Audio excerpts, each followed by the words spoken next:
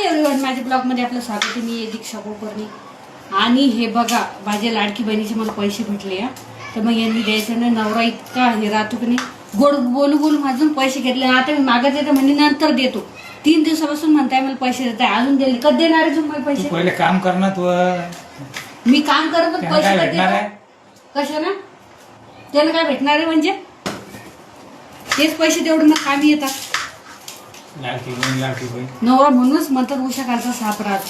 बरं दिले, काम पडलं तर मग आता द्यायचे ना वापस नाही.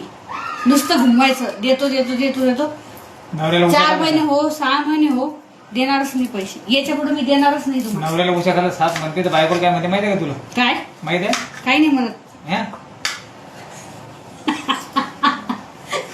नाही म्हणत. नाही ही म्हणे नवरा उषा खालचा साप राहतो. बायकोल म्हणे असं तुम्ही सांगा. तुम्ही सांगा कमेंट मध्ये असं तर मित्रांनो. भेटूया.